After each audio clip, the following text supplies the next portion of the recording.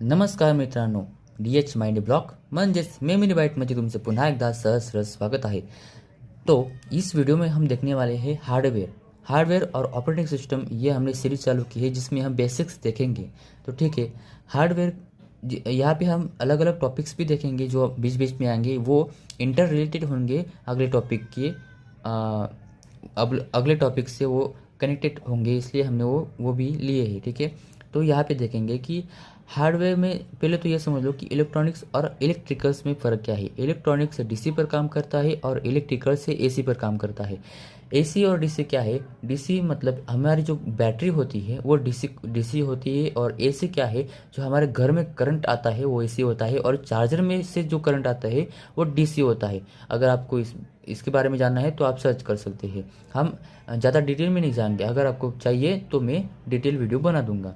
ठीक है, तो देखो यहाँ पे दिया हुआ है एग्जांपल मोबाइल, और यहाँ पे है वॉशिंग मशीन। तो यहाँ पे इलेक्ट्रॉनिक्स में सॉफ्टवेयर का यूज़ होता है। मतलब जो इलेक्ट्रॉनिक्स जो भी गैजेट्स है, जो भी डिवाइसेस है, उसमें सॉफ्टवेयर का यूज़ होता है और इलेक्ट्रिकल्स में नहीं होता। ठीक है, तो एसएमपीएस क्या है? एसएमपीएस एक स्विच्ड मोड पावर सप्लाई है जो कि एसी टू डीसी कन्वर्ट करता है। जैसे कि हमारा चार्जर हो गया, जैसे कि जब हम डेस्कटॉप सेटअप करते हैं तो हमें एसएमपीएस लगता है जो कि एसी टू डीसी कन्वर्ट करता है फॉर अ कंप्यूटर, क्योंकि कंप्यूटर ये डीसी डिवाइस है, इलेक्ट्रॉनिक डिवाइस है, उसे एसी करंट नहीं लगता, उसे डीसी करंट लगता है, जैसे कि टीवी को भी लगता है। तो उसमें छोटा सा एसएमपीएस होता है जो दिखता नहीं है।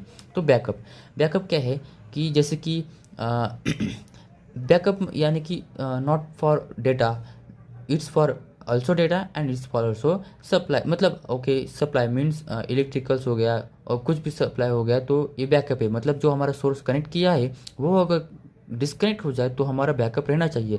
जैसे कि यूपीएस होता है, यूपीएस यूनिट पावर सप्लाई, जो कि अगर कुछ डेस्कटॉप पीसी में जो करंट है वो इलेक्ट्रिकल सप्लाई है वो कट हो गया, लाइट चलेगी, बिजली चलेगी, तो यूपीएस कुछ सेकंड के लिए, कुछ मिनट्स के लिए वो करंट देता है और हमारा जो फाइल सेव फोल्डर से वो सेव करंट देता है।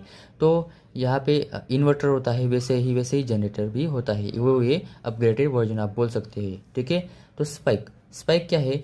वो अचानक वाले आने वाला जो भी वोल्टेज है उस वोल्टेज को वो कवर करता है। तो इसे हम इस पार्ट को हम अगले एपिसोड में देखेंगे। ठीक है, तो इस यहाँ पे हम रुकते हैं। धन्यवाद।